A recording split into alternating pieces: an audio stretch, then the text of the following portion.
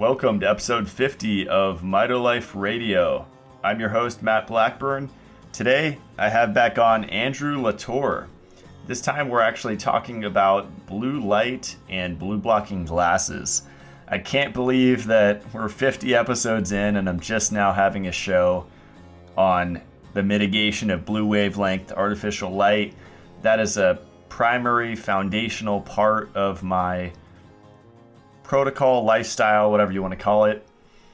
And I think he has a great product. I think he has the most affordable and effective blue light blocking glasses on the market. They're called Pthonos, and he has nighttime and daytime glasses with different colored tints. So we get into it in this show. It still blows my mind that a lot of people have never heard of blue light and artificial light and the effect that that has on the hormonal system. So we dive into all this in the show. I think it's a really easy fix that can have massive implications for your overall health. And we did get a little technical difficulty. I think it was the first show where for some reason there was a glitch, so the first part of his audio cut out, but we'll work with it and you didn't miss too much. Most of it's all still there. I also want to say we go into some other interesting areas. We talk a little bit about red light therapy and just lighting in general, ambient light in your living space. And we talk about his GembaFit shirts, which are reflective infrared shirts, which are really cool. We talk about that for 10 or 15 minutes. So this episode isn't 100% blue blocking. We go into some fun little rabbit holes that you guys will enjoy. All right, here is Andrew LaTour.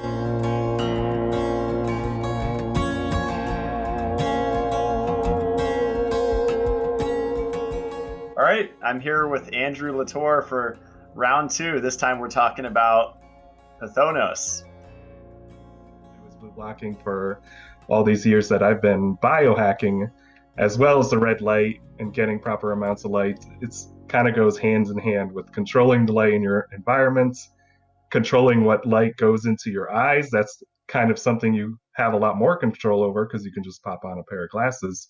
And that's just such a powerful modulator of your circadian rhythm, your sleep schedule, your daily schedule. And, you know, we use our eyes for all kinds of things, so we want to take care of them. So that's kind of what inspired me and all my experience with different blue blockers that led me to offer some unique solutions to the market.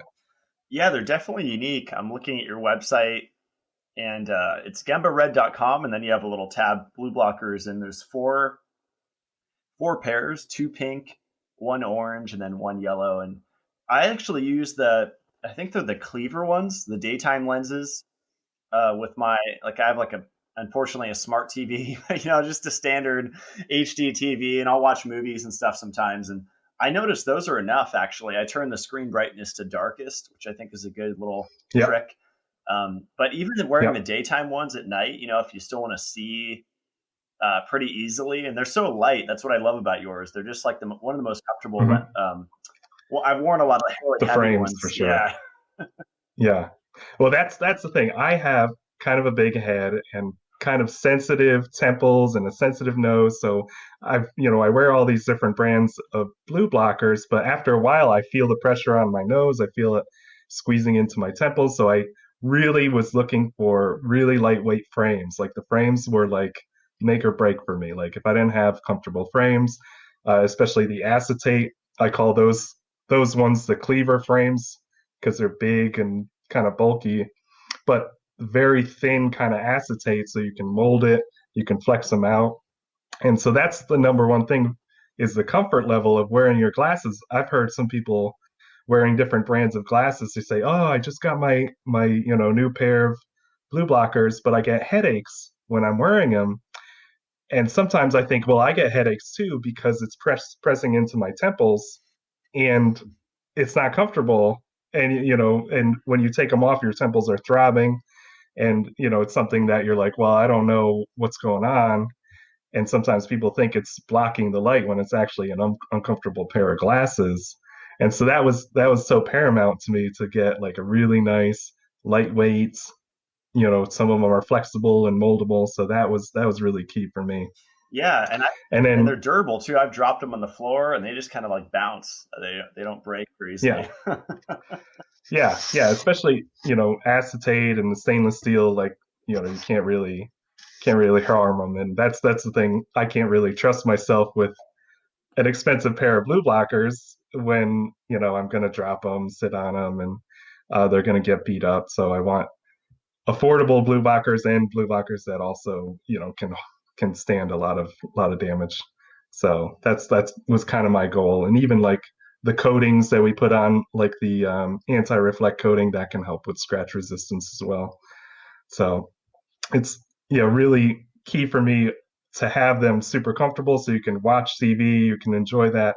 And with the daytime glasses, it was hard to kind of brand those because for me, I kind of like, you can wear them. They're so versatile. They reduce 40% of blue and green across the board. And very few brands of glasses actually do that. So it's, um, if you look at a yellow kind of color glasses, most of the time they're only reducing or blocking up to about 450 nanometers of blue. If we're talking about, that's the first half of short wavelength blue. And that's all that yellow can block. So I wanted my glasses to cover that full blue spectrum and the green spectrum, but only reduce it by 40%. And so that way you can still enjoy the full spectrum. When you're wearing them, a lot of times you barely even know that the colors are being altered because it's so subtle. But it's such a dramatic difference, and you feel, you enjoy it more, you wear it more. That's the key with me, is wearing glasses that you'll want to wear, as opposed to, oh, I got to wear these dark red glasses at night and I'm going to stumble around and, have all these problems and barely able to watch my favorite TV show.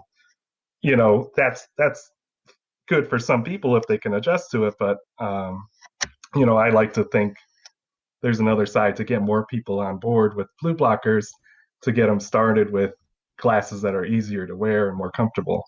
Yeah, yeah, I love that. And I I probably look crazy to a lot of people because I switched out all the bulbs in my house here for red and orange bulbs, Hmm. like Yeah. incandescent, and to a lot of people that's extreme. But really, my only exposure to blue light is my iPhone, and at Yeah. night I just tend to turn the brightness down all the way. And Neil Strauss kind of showed me when I was at this event earlier this year how to change the Hmm. settings. It takes like 2 minutes in the Yeah. iPhone, but there's like literally 10 things to change to make that shortcut Oh for the yeah. color filters, and it turns it. I think it's like 3 clicks, and then you can just click color filters, and it turns the screen red. But I don't like that Yep. because I do a lot of posting and editing, and it's just hard to see the colors. So I'd rather just have full color and blue blockers. I don't instead of just the red screen. But I mean, even that's not enough, right? With the hardcore kind of circadian rhythm people, they say you actually need a physical filter, right? Just even making the screen like red lit isn't Yeah. enough. Yeah, I found, because you can reduce the kind of color temperature of what they call it, when you use certain types of apps. Like I use Iris on my computer, and I use, some of the blue blocking uh, modules on the phone. It's reducing the color temperature, but there's kind of a limitation. A lot of times there's a white backlight, like especially on my computer, there's this white backlight, so it's still glowing blue. So there's a dramatic difference. Even if I have 0 Kelvin on Iris, that should be zero blue. But when I put on my blue blockers, I can see a huge difference, that it's cutting out the rest of what's my backlight from my screen. And so that's a huge thing for me, is like, it's stacking those two things, the blue blockers and the app, to really make a much better kind of solution. Yeah, I love that. I do feel a difference with Iris when I use the sleep mode at night. Like if I'm up, like Yeah. writing a new blog post or something, I usually don't need blue blockers, but I guess I kind of stack things. Like I'll have your Gembared light in the background. It's even the oomph. It's Hmm. probably overkill, but that's pointing at me from across the room. I have a little black Right. light behind me, behind the monitor, shining on me. Yeah, and that's a nice thing. If you have bright red lights, like a lot of times you want to transition just to have more red lights, reduce that, and it's kind of going to wash out a lot of the blue. It's almost like overpowering it. So, that's the thing. If you can kind of balance out the blue in your spectrum the way the sunlight does it, the way that incandescent bulbs used to do it, that they were more balanced with the red and infrared, if you can kind of bring that back with, red LEDs or near infrared LEDs and be more efficient about it, you can start to work your way back to controlling your environment without having to, wear glasses as much as you need to. Because overall, it's like, all right, I don't want to wear glasses all the time if I don't have to. So that's always the best option is just to control your environment. But when you go out, you want to go see a movie, you want to go do things. Like I don't want to be stumbling around the streets either with dark red glasses. So that's why I wanted, kind of orange glasses and the rose tinted glasses to help me kind of go about my daily, if I'm going out at night, I want to enjoy things but not be unsafe and stumbling around or things like that. Yeah, years ago, Yeah. I think it was like 2 or 3 years ago, I went to downtown. I was in downtown San Diego, and I had the UVEX and the really nerdy, huge orange ones, like just Yeah. it didn't Yeah. even have the black. It was just the big, bulky orange ones. And one guy was like, "Cool glasses, dude." He thought it was just a fashion statement, but those probably aren't the Yeah. things to wear because you won't be staying up out with your friends that very late. You'll be asleep, by like 10 p.m. That's the thing. If you're choosing to go hang out with your friends anyway, and you're going to be exposed to artificial light at night anyway, you want to make sure you're having a fun time. You're not falling asleep behind some big safety glasses that are orange or red. Um, so you're taking that hit to your circadian rhythm anyway. Any light is stimulatory. So even if you're wearing a dark red or a dark orange, that can help protect the melatonin production, but it's still stimulatory. You're still up, you're still talking to people, you're still exposed to any kind of light.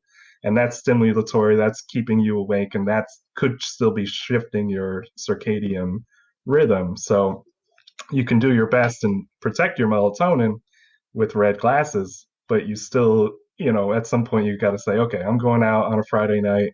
This is what I'm going to do. How do I kind of balance life and being a biohacker? Right.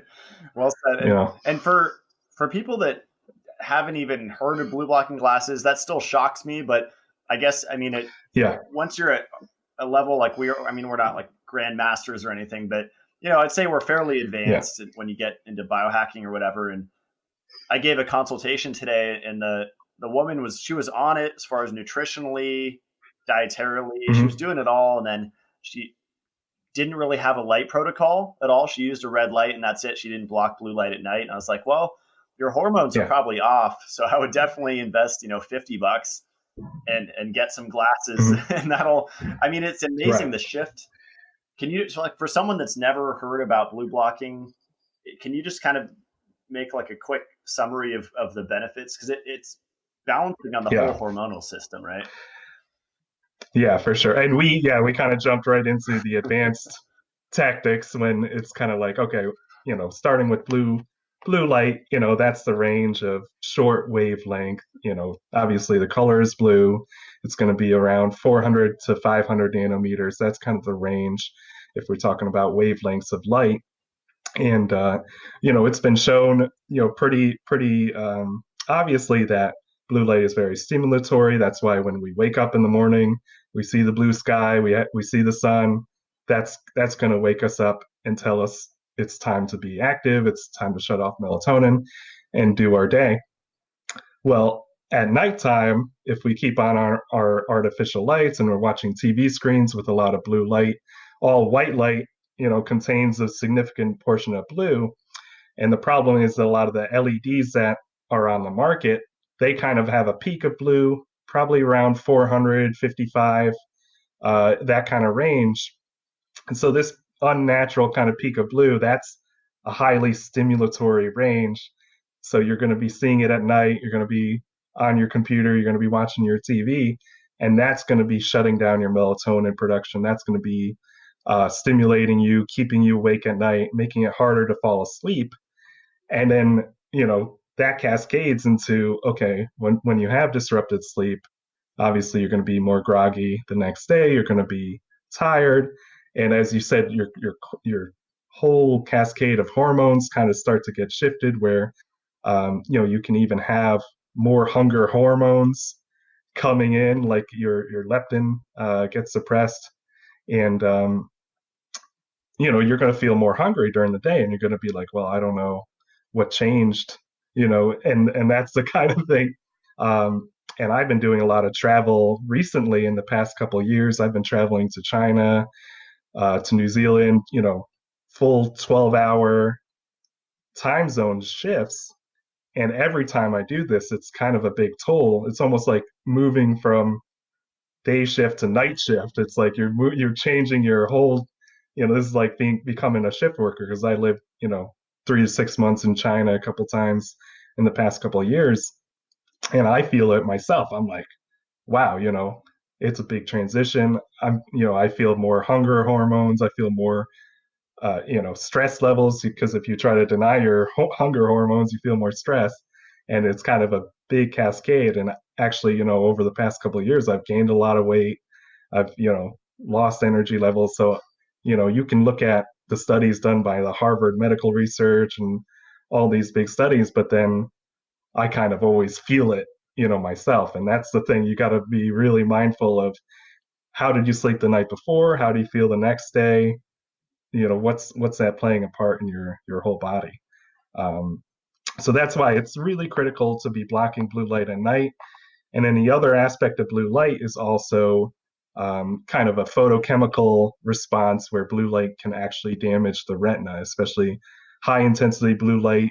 They define it as the blue light hazard curve, and that peaks around 440 nanometers, so it's closer to the high energy blue.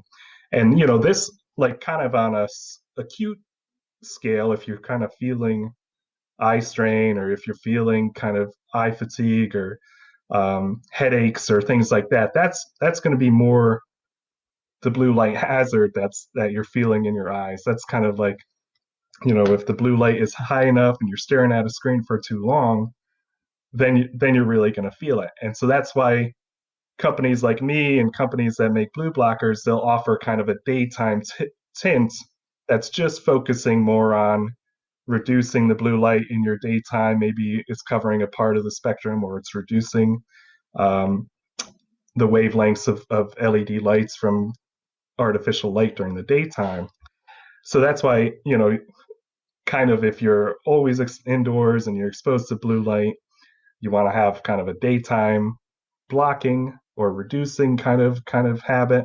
And then at night, you really want to block as much blue and green as you can, depending on if you're home and you're just trying to relax, then you can block a lot of blue and all the green pretty easily. If you're going out, then you have to decide how much you're going to block and what you're going to do. So hopefully that's a good summary of why we block blue light, the two big aspects of it, with sleep, and then, just protecting our eyes from kind of retinal damage and, kind of age related eye disease. Yeah, that was awesome. I really appreciate that explanation. And yeah, macular degeneration. I think people get scared by like ophthalmologists and dermatologists about ultraviolet light, right? And I have a great book called Into the Light, and UV is like a whole nother.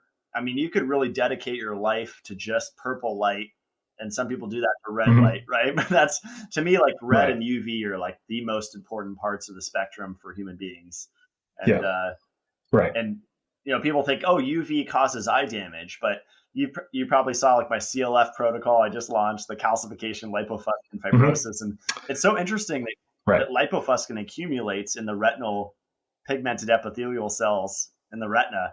So it's like, that's so UV reactive. So people are probably, all the vegetable oils and stuff accumulating in the eye, and they have iron and serotonin, and it's all complexed, and their eyes just getting hammered. Right.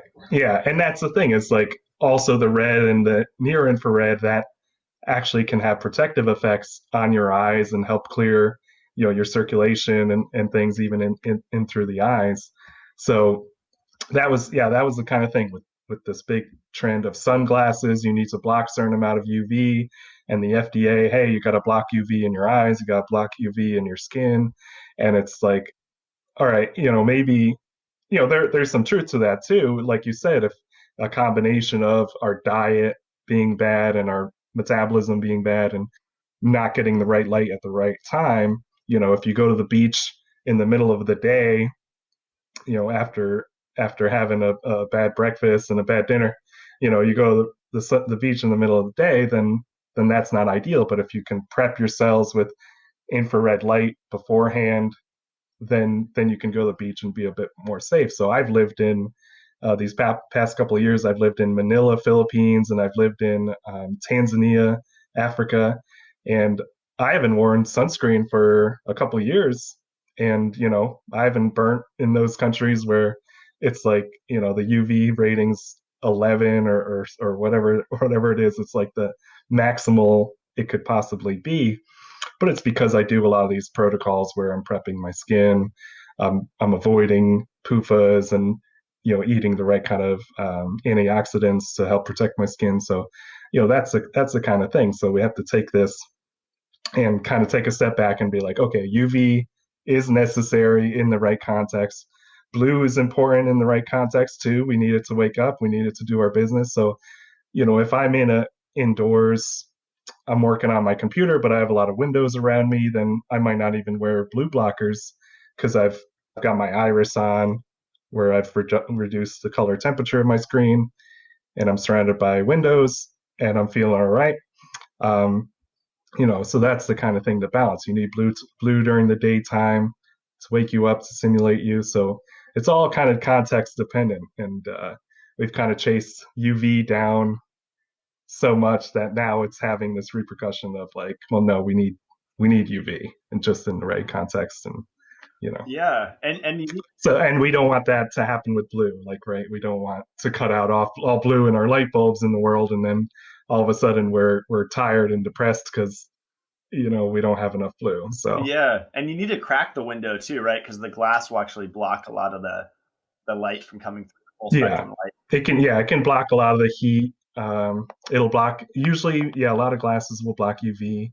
And again, it's kind of like, are they building that into it, unnecessarily?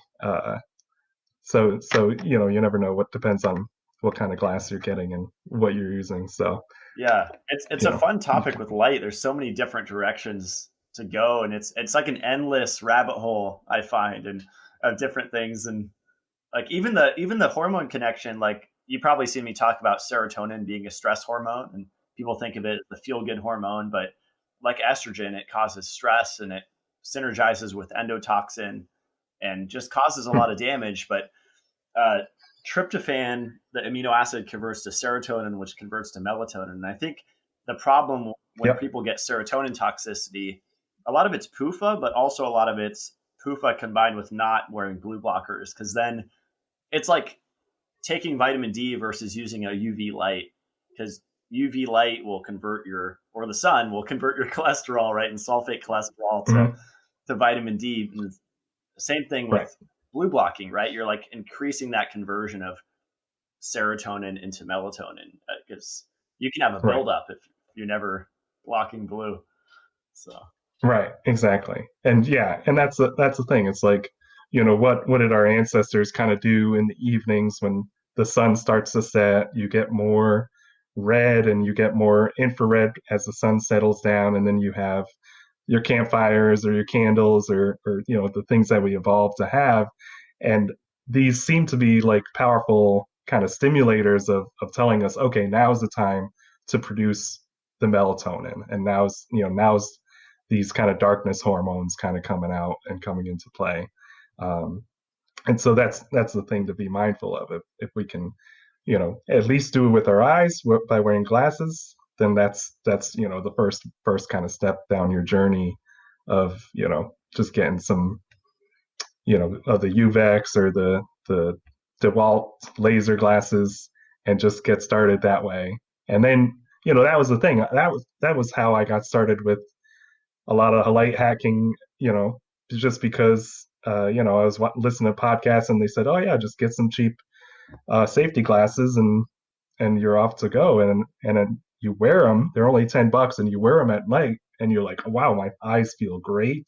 Like you start sleeping better, like, and it's like awesome. So that's like one of the big things. If you're still skeptical about how light is affecting you, start wearing blue blockers and you can immediately feel, oh wow, this is doing something for my eyes. Like, some people are pretty resilient, I find, to blue blocking. Like some people can sleep no problem. They don't care about blue blocking. They don't care about anything.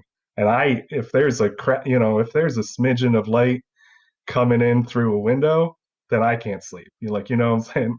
So, some people have different kind of sensitivities, and it's all kind of how resilient they are to different things too. Do you think it could be desensitization? Because I think we're all designed to be sensitive to these things, right? Even like a small Mm-hmm. amount of photons at night. But do you think people that are like that are just like kind of their bodies like are already in a stress state and they've adapted to stress? I think a lot of it's desensitization that they've lived however many years doing what they're doing, watching TV late at night and whatever, and they say, no, I'm fine. But I also find that if you have the right habits during the day, if you get a lot of sun exposure, there were some studies that, if you spend plenty of hours in the sun at nighttime, it's not going to matter much what your exposure is, because you're going to be pretty tired. You'll have built up a lot of the, like you said, that conversion of melatonin during the day, and you're just gonna go to sleep. So so there's also like there's both things happening. Are some people ignoring these signals, and would they feel better with blue blockers? Probably. And are some people just happen to be resilient and they'll keep living this way and do great, and I'll just be the only one who has a pile of blue blockers, and I'm trying on different things every night to see what works better. You never know. Yeah, I think it's a foundational thing. I mean, I just think of biorhythms and the cortisol cycle, and that's you know Yeah. crashing on keto and one meal a day. That's what got me into Ray Peat's work and just food frequency and metabolism and you know um, CO2 and Hans Selye and all Mhm. these ideas about stress. And it's really just like going with that rhythm, right? And having that rise of cortisol and then going down at Yeah. night and then having the rise of cortisol in the morning, going down. And Mhm. yeah, going back, I'm glad what you said too about people just think of blue, but yours actually blocks green as well. And so I think it's 555 nanometer light. Like studies show the greens, the green is just as stimulatory as the blue, right? It's the blue wavelength. Yeah, green. Yeah, green is just a stimulatory. There's kind of a melatonin suppression curve that a couple studies have brought up, and it peaks. It still peaks in the blue, so blue is still the most powerful. But then, yeah, it continues on into green. Around 550 is where becomes mostly insignificant, and even into so ideally you only want like yellow, which is around like 570 and beyond, where so if you have a strong kind of green source, I don't know why, but green is also associated with the grass and the trees, and that kind of brightness. Our peak kind of sensitivity for our eyes is also at around 555, so I think that's like an interesting kind of coincidence that our sharpest kind of vision is around 555. That's kind of like a green as it's transitioning to yellow. So we're very sensitive to that. But so ideally, you're blocking that. So that's why a lot of companies, when we first started doing blue blockers, that was the orange kind of lens that you want to block. A typical orange lens will usually block at least around 95% of blue. So it'll be like a deep orange tint, and so that blocks all blue. But then as we kept going and we kept progressing, and then the glasses say, okay, some companies say, oh, now you need red glasses. You need to block at least up to 550 nanometers. So the tint is going to be more of a red. And so that's where you start to see all these red glasses starting to come on the market. And they say, okay, orange glasses, those are old news. everyone needs red glasses. Let's go with that. And like I said, I think there's a good context, like wearing orange glasses in the evening, and then maybe transitioning to red glasses when you get closer to bedtime. I think that's a good protocol. So unfortunately, I have like a gradient scale of like when I'm using different glasses for different purposes, and so that's why you want to the red glasses. That'll make sure you're blocking a lot of the green. And so that's what I brought in with my rose colored tints, is that those are reducing 40% of the green. Not many glasses do this. And so that way, even if I want to go see a movie at night, I can wear those rose colored tints, and it's reducing a lot of blue and reducing a lot of green. And I'm still able to enjoy what I'm doing at night. And so that's kind of one of my intentions with those glasses. And then even my orange lenses, like that spectrum also tails off, and that's also reducing a lot of the green as well. So both glasses do a good portion of reducing green. And like I said, a lot of your brightness comes from the green. So if you have typical LED lights where most of the spectrum is blue and green and there's a little bit of red, when you wear red glasses, it shuts off so much light. Like, what I'm saying? So and then that's when you realize, oh, I need to add more red lights. I need more high CRI lights, low Kelvin lights, because otherwise, yeah, you're going to put on red lenses and then you're going to stumble around your own house because you're going to realize how dark everything is when you cut off green. It's nice to have some of that green in there so you can actually see. I think I've told you, I always recommend to people your Gembared Groove. I guess it's an expensive Yeah. ambient light, but if you have, the Gembared Oomph body light and then you have that, you're really set. Like it's so thin, and I take that with me to hotels when I go to health conferences. And if someone lived in an apartment, I would use that as the main light. I have it on in my office right now, and I just keep it Hmm. slightly unplugged. And then when I'm ready to use it, I just plug it in to the Yeah, light. just pop it in. Yeah, and it's such an awesome ambient light, and it's so bright. I mean, it could light up a whole apartment, Yeah. I'm sure. So Yeah, and the groove, yeah, the groove is fantastic because it's very low flicker. You can keep it on, you can kind of run it on at light and just kind of prop it up in a corner, and it'll light up a whole room or a whole kind of living area while you're doing your thing at night. And it's got those two visible wavelengths of 630 nanometers and 660 nanometers. And again, you'll notice the 630 are brighter than the 660 because it's closer to the yellow and we're more sensitive to the yellow. So they both kind of output the same kind of intensity, the 660 and 630, but because of our optics of how our eye works, you're gonna have a lot more brightness from the 630.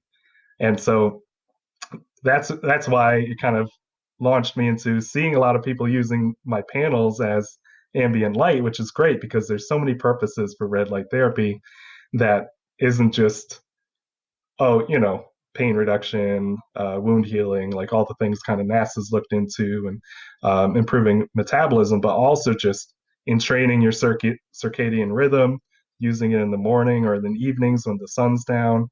And that's why I kind of started making some of the strip lights and some of the reading lights and things like that, just because I'm like, nobody's really doing a lot of pure red lights. I still see a lot of the bedtime kind of bulbs and the bedtime kind of reading lights. They're still amber lights, so that means they contain some of the green in them. Um, and again, those are great as people kind of get into this, but nobody's doing red as far as I know, as other than Gemba Red. So yeah, so that's a Gemba Red crane you just brought over, and that's just such a simple, like kind of I use it as a reading light or a task light. It plugs into any USB kind of port, and it runs all as long as you want, and all the USB ports are just pure DC 5 volts, so you don't have to worry about flicker or anything with those either. So it's a clever little hack. So it's great to have all these little hacks and keep stacking them, having like I said, the glasses, the apps, the red lights, and you can keep filling this out as you progress, and you keep realizing how much it's having an impact.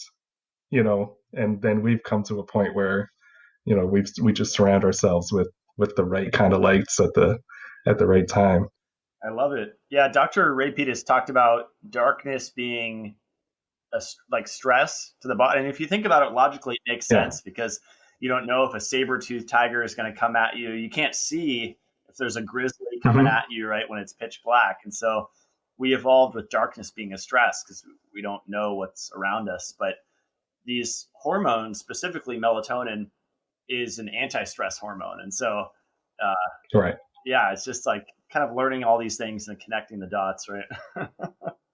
Yeah, and that's the thing. It's like if you have all these blue lights and you have your television and you were just watching something graphic on the TV, and then you shut that off and you're in the darkness and you're trying to go to sleep, and then you're stressed, but you're still stressed out. It's like it doesn't make sense. How are you going to sleep that way? But if you prep yourself, you're wearing the amber glasses at night. Even like kind of the mood regulation with amber glasses. Like I was just doing some research before this. You know, someone with a kind of mania of anxiety and depression, you can put on orange colored glasses or rose colored glasses, and it can calm them, it can soothe them. Like just different colors of light can do that, and you can do that simply with glasses. So if you're prepping yourself at night and you're wearing the right kind of glasses, and you're not trying to do anything too kind of socially exerting or watching anything graphic on Alien versus the Predator. screens. Yeah. Yeah, I know. I'm like, oh, don't even bring that up. I'm seeing the mouths coming out and the lasers and Arnold Schwarzenegger. Like it's so graphic. Like it The just fake vegan. creates so many. Yeah. Yeah, Yeah, definitely. but that's why. Go ahead. Sorry. Oh no, that's why I always just watch like if I just watch cartoon reruns at night.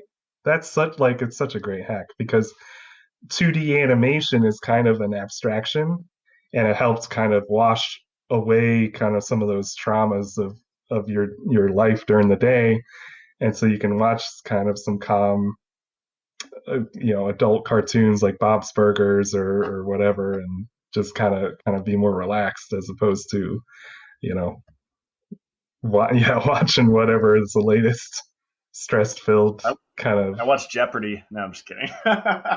Yeah, that's great. I would fall asleep to Alex Trebek talking to me. um, that's funny. So one thing that I thought of, and I get this question a lot from people, like, okay, Matt, so you're saying darkness is a stress. So do you sleep with a light on? Do you sleep with a red light shining on you? And I'm like, no, that's the other extreme, right? But I do keep Hmm. my door kind of cracked, so just some, of the moonlight or whatever is coming through. But Yeah, but yeah. yeah, but I mean, do you think some people have a place for like a red kind of night light or something, or are you a fan of like kind of pitch black? I noticed I was pretty stressed when it was 100% pitch black. Like I had increased night terrors, and I would wake up on the Oh, floor and stuff. And when I kept maybe it's just a personal thing problem, but when I kept the yeah. door cracked, that all stopped when I had some light coming in. Really? It's interesting. Yeah. That's interesting. I don't know. Like, but is that kind of going into your REM sleep more? If you're spending more time in REM sleep, and then you can get more vivid kind of dreams, is that good or bad? Like a lot of people say, oh, if you're tracking on an aura ring or what have you, do you want more deep sleep, more REM sleep? And ultimately, like some people say, oh, I want to buy your product and see my scores improve. And I'm like, yeah, that's good. That's a good indicator, but you also want to correlate that to how you're feeling and how productive you are, and say, okay, what kind of works for me. Um, but yeah, I think for me, as little light as possible. Like, but I always like have a little bit of light, just cracking through the door, or cracking through the window. But I mean, it really messed me up when I was even living in Auckland, New Zealand. We were living in the city, and so apparently city life is horrible for me because the drapes that they had, like they were full kind of ceiling kind of windows, and it was beautiful during the day. We could see out into the harbor and all this stuff, But at night, I could see like there's light shining in and reflecting around the curtains, and there's nothing I could do. And I just had some of the worst sleep of my life in that city. And so it's like, I've kind of gone the opposite way of like, no, I got to cut it all out. And I wear eye masks and things like that, but usually my eyes kind of get hot and sweaty under those eventually too. So it's like nothing's a perfect solution, and so that's why we keep kind of digging and digging into you know getting better and better of how do we control our environment. So now when I'm home, Have go you ahead. tried the Mindfold mask? It's like foam with the eyes cut out, so you could have your eyes open in it. I've got a couple of them with the foam, and they kind of so at least there's no pressure on my Yeah, eyes. Um, but overall, I don't like having things same. strapped to my face while I'm sleeping. So if there's anything I can do to avoid it, then I'll just try to tape up all my windows and cover up. So yeah, so I don't know. So I think it's up to people to see, do they need a nightlight? Can they get something that's ultra low brightness that's just enough to do what they need to do and not feel afraid of the dark? So uh, you know, so people have to just try and see. But yeah, ideally, if you do need a bulb, it's got to be ultra low brightness red, and that's about it.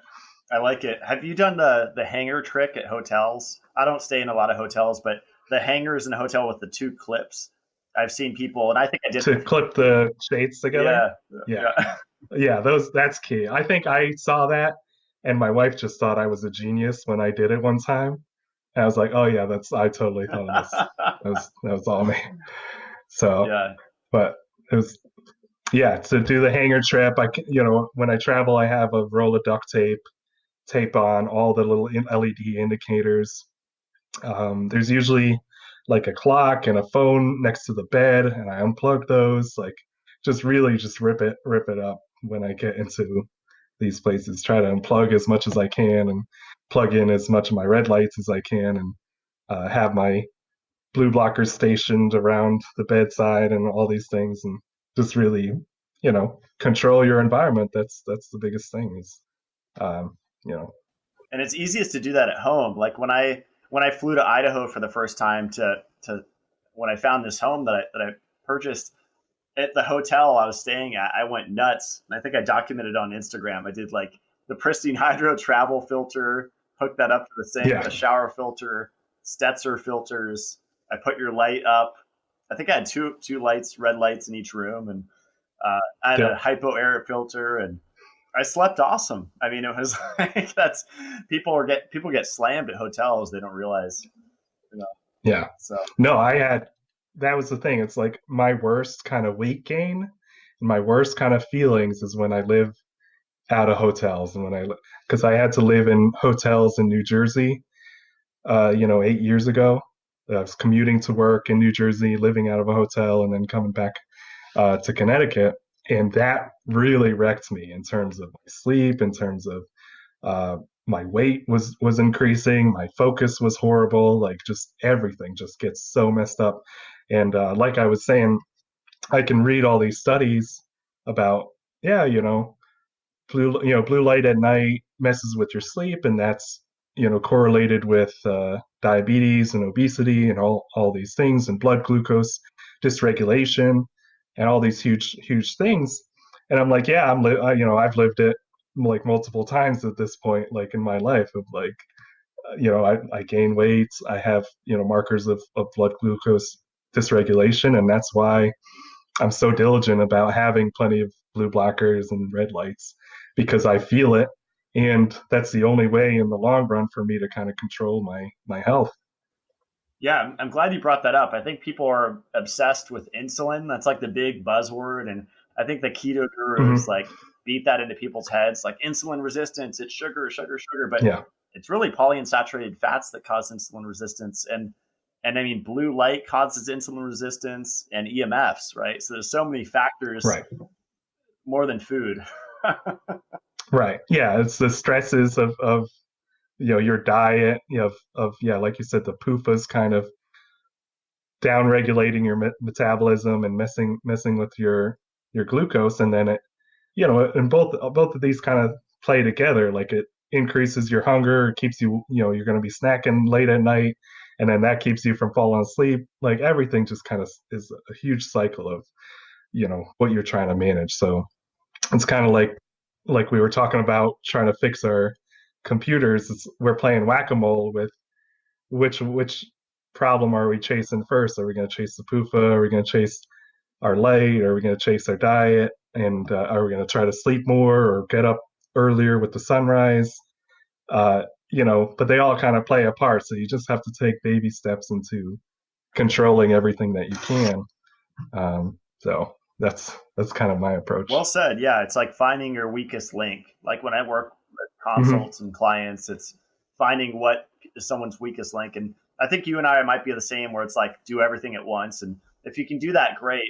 Yeah. But a lot of people, that's overwhelming. Right. So, Yeah. That's the thing. I would just, if I have a problem, I just tackle it like in every possible aspect of it, and then see what's the biggest kind of factor, and try to roll with that. Like, because once you start feeling a result with something that you're doing, you're like, okay, I'm going to continue on with this one, with this one thing, because it's unsustainable to keep doing 100 things. So why not just start with 100 things and then peel back and see what's actually like most important to you. It's probably, more complicated than it sounds, but yeah. that's how I tackle things. It's because it's all systemic and it all kind of works together in the long run. And that's why I kind of like your approach. You're kind of like, all right, do you want to work on metabolic disease? Do you want to work on obesity? Do you want to work on this? It's all the same. You need good sleep, you need good light, you need good food, you need good water. Oh, it doesn't matter, what disease you got. Like you got to start with the basics. Yeah, Morley Robbins, the magnesium iron guy, he says people like to complicate things, and that's so true. I Yeah. mean, even me, I catch myself all the Hmm. time. Like I'm making this way too complicated. Like, okay, take a breath, Hmm. pause, take a step back, and reevaluate. Yeah. Yeah.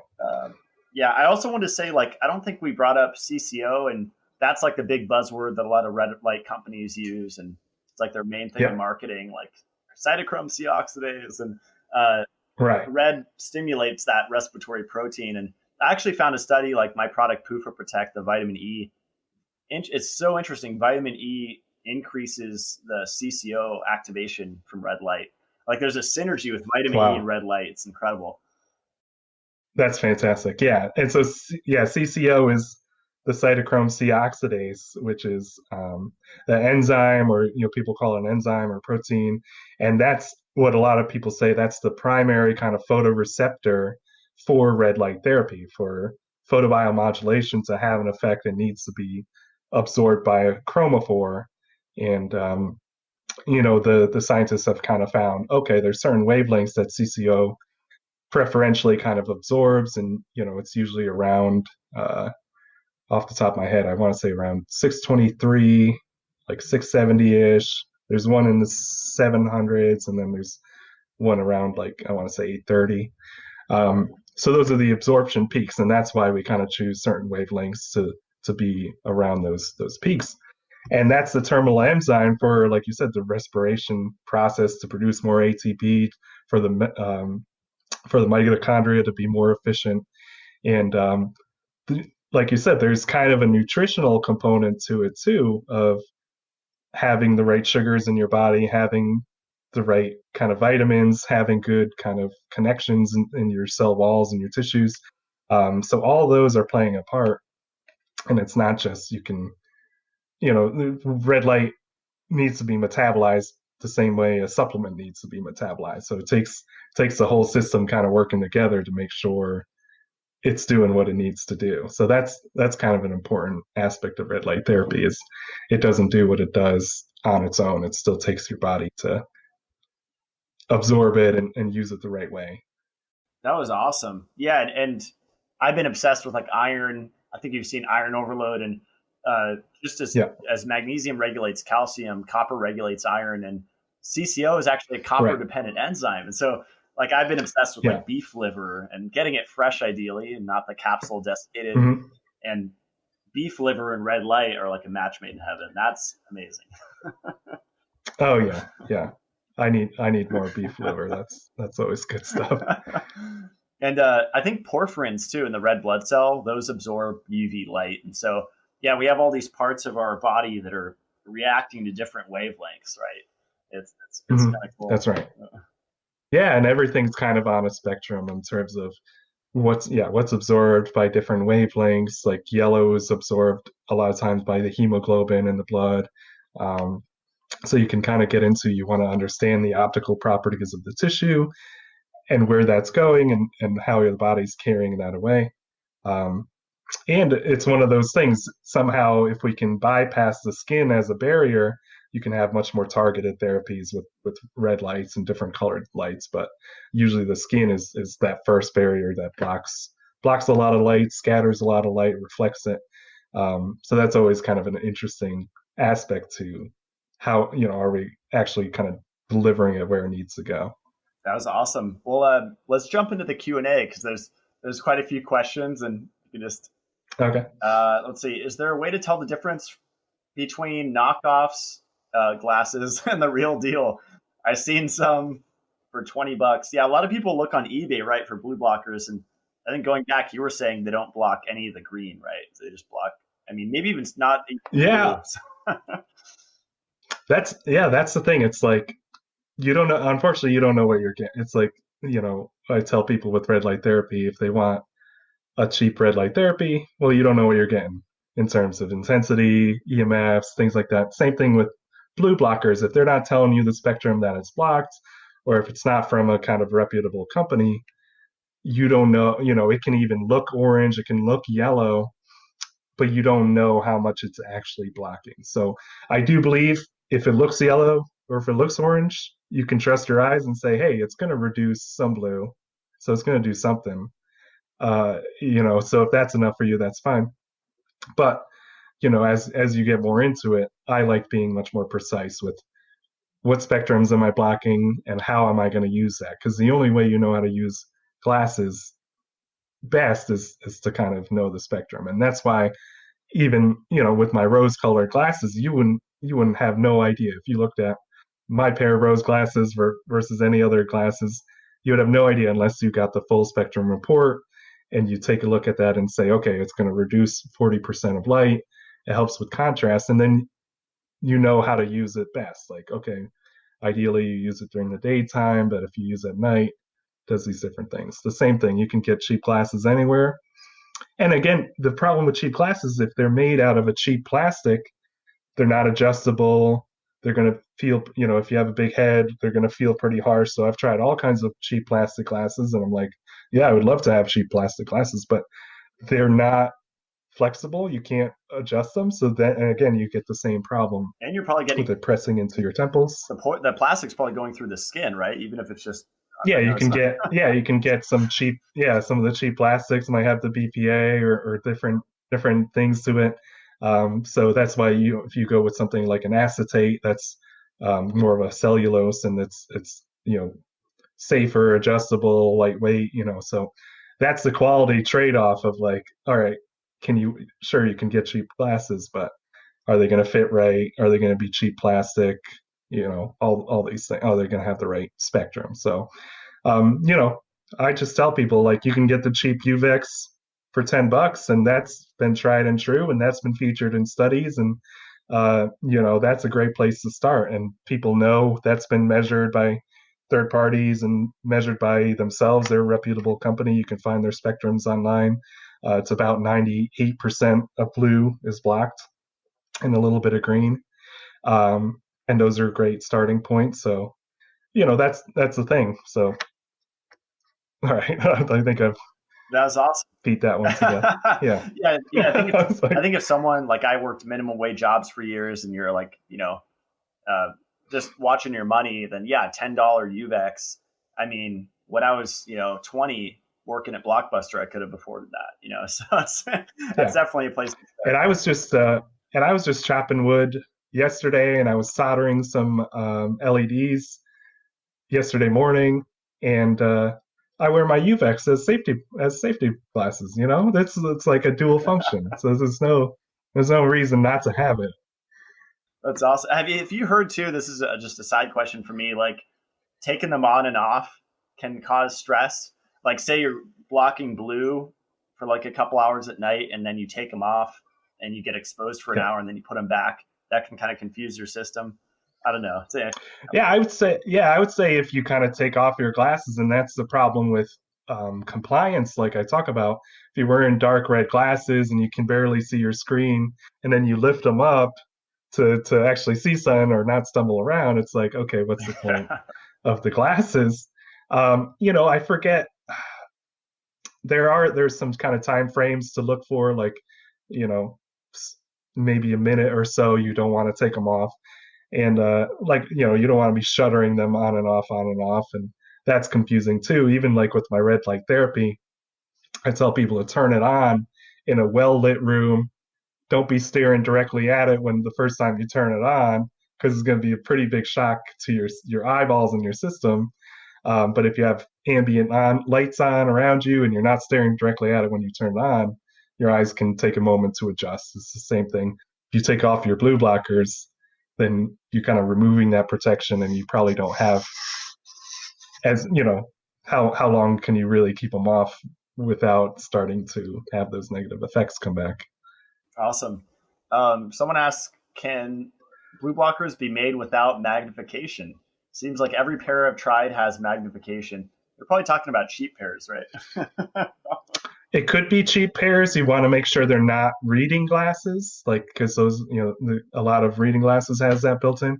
I actually had this problem with the Gunner brand glasses, because they're plain. And they've been around. They've been, advertising to gamers forever. And I've realized that their plain glasses have 0.25 power to them, which is like not enough power to really notice it. And they say, oh, this helps with eye strain because it kind of zooms in your screen a little bit, it magnifies your screen a little bit, so it helps with the eye strain. It brings things kind of optically closer to you, so you're less strained when you're playing your games. But you can't wear them out of the house, because when you look at things far away, they get blurry because of that 0.25 power. And so they're kind of frustrating to have. So maybe, there could be Gunners, or could be some reading glasses that they found. So you want to make sure they're just plain. There's no power to them, and they should be out there. I made sure my glasses have no power to them. Um, yeah, I would say a lot of the name, again, it's like one of those things. A lot of the name brands, if they say there's no power, there's probably no power.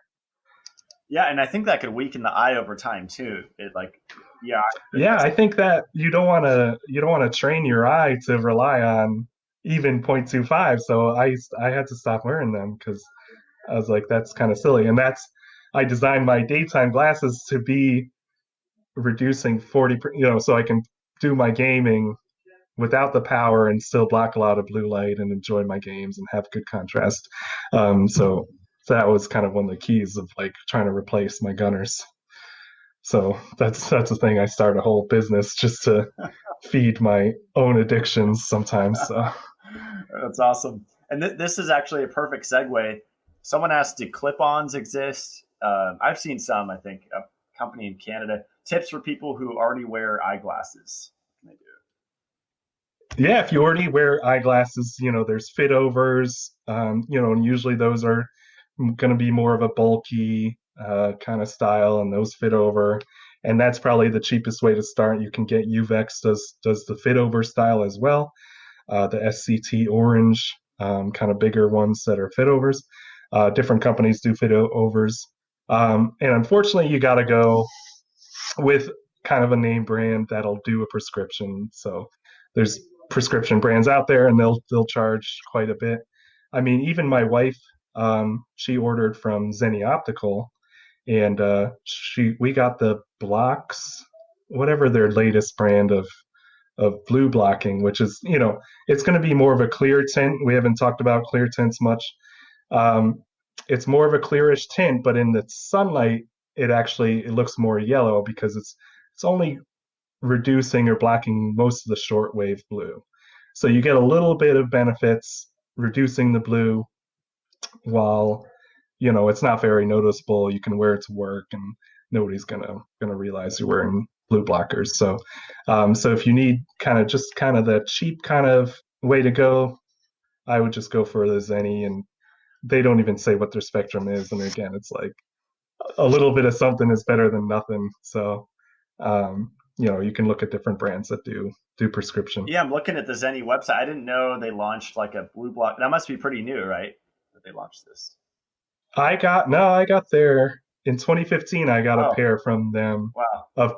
again, I just ordered plain glasses, but they've changed their style. But yeah, it's basically just like a very yellow, like very light yellow tint, so you can get a little bit of blue reducing, and you can get prescription and you can do all that. Um, so again, I ordered a couple Zenni years ago. I was hacking. I was looking for cheap options. I was like, hey, you can get any style you want from them. And they used to have, you can choose a yellow tint and you can choose the gradient. So I did like a 50% yellow gradient tint. And I have that pair of glasses somewhere. It's not very good looking, but I was like, okay, yellow's gonna block some blue.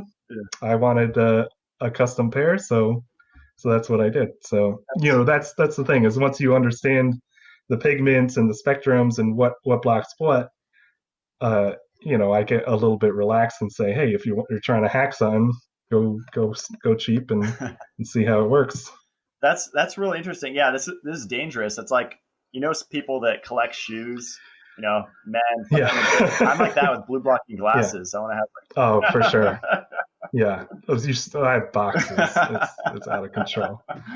Okay, that was awesome. Let's see. Are the ones that claim to block blue light but not distort colors really effective? How effective? And again, that's probably the clear kind of colors we were just talking about. And I've kind of tinkered around with this technology, and there's only two ways you can do it. You can have an anti-reflect tint, which that you can see it as kind of a reflection, a blue reflection. You won't notice when you're wearing it, but everyone else will see this blue glare that you're shining into their eyes with the anti-reflect. Or there's kind of a dye or a pigment to it, and it's going to be a little bit yellowish. And depends on the lighting. Like if you're outside in the sun, you'll see the yellow more. If you're indoors, you'll probably see less, and it'll be more clear. And so it's all kind of an optical illusion, just so they can reduce some blue. It's kind of a trade-off. If you need some clear glasses, you need to look professional, and you don't want to be judged, or you're a graphic artist, or you have different reasons, then yeah, wearing some clearish glasses, they can range anywhere from reducing 10% of blue to some claim to reduce like 30 or 40% of blue, which is pretty cool. So it's all kind of, if that's the trade-off you need to go for, then I say go for it. Yeah, people are on different spectrums of like the extremes too. Like when I go to a restaurant with a friend or something, if there's a light right above the table, I'm most likely wearing blue blockers. But if it's like really dim ambient light, then I don't really worry about it. But I mean, there's days when I'm extra sensitive, and you have those days, and maybe you feel like you're coming down with something. That's really the time to block blue, like when your immune system is kind of suppressed, or you feel something going on where you need the extra boost. Yeah. Extra stress. Yeah. And that's the thing. Like if you're feeling stressed, or you're feeling like things are getting to you more, it's like, okay, maybe I'll try on a pair of blue blockers and see how that changes things. Like it's like, fantastic. Yeah, it's like an intuitive thing. Are they worth wearing during the day indoors? Yeah, I think it is, if depending on the context. If you're not near any windows, if you're around a lot of artificial lights, if you're staring at a computer screen all day, I think it's a big help. I think it's pretty key. Yeah, but if someone's in a cubicle, they can put one of your red lights up, right? And then like wear the pink glasses or something. That would be huge, right? Yeah, exactly. If you can have some red lights around, try to mitigate it. and to have the blue blockers, like that's you're starting to hack your own little cubicle. And you know, through the years, people saw me at work evolve with like all the weird things I was doing, like even getting a standing desk. Like someone was like, Andrew, why would you want to stand more like during the day? Like why would you want that? I was like, it's so much, like it feels better. I'm standing right now actually, Yeah. and better for my back, better for everything. Oh, that's fun. Yeah. You got a Little little stool. stool, like a, and that's the thing. You can kind of lean on the stool. Hmm. You don't have to fully sit even. Yeah, focal upright. That's what it's called. Yeah, I think it was like $100 and had it for years. It works. Yeah. And that's the thing. Like, as when I was an engineer at different companies, I had to worry about workplace ergonomics and are we providing stools for people? Are we making them stand? Are they, what kind of lighting are they using? And having enough lighting to do their task, but not cause too much glare and discomfort. So, it's all kind of balanced. And that's the thing. It's like a lot of these things are not new. This blue light hazard thing, it's been defined by the lighting industry for many years. You know, it's only becoming more and more of a prevalent kind of discussion in the public. But, these kind of criteria are not new, you know, and understanding how it's affecting our body, it's not really, we're not saying anything dramatic. And it's like crazy when you talk, like you can talk to people or you can talk to even the eye doctors who are prescribing glasses in the kind of traditional places down the road. They'll, for some reason, like they're like, oh no, there's not enough science for us to offer blue block. Like, have you heard? Like, I've heard this a couple times, and I'm like, what do you mean? Like, what do you mean? Like, like, have you, like, and second off, I don't understand the business model where if people are asking for blue blockers, you sell them blue blockers and you make money. Why are the traditional eye doctors telling you you don't need blue blockers when you want to pay for, like, they'll take your money for anything, but then when you ask for blue blockers, they're like, no, you don't need that. Yeah. And it's like, what's the disconnect Yeah. here? It's really Like, I dangerous don't, too because they're recommending omega 3s for the eyes and protecting your for eye retina. And health and it's vitamin A and all this stuff. they're like recommending all the opposite things. It's almost like a perfect storm. Yeah, It's kind of scary. So, yeah. um, are blue blockers truly effective if the lights are still on at our house? So I think they're referring to, like, they say our skins have photoreceptors, right? And so that's like another thing. Okay. Yeah.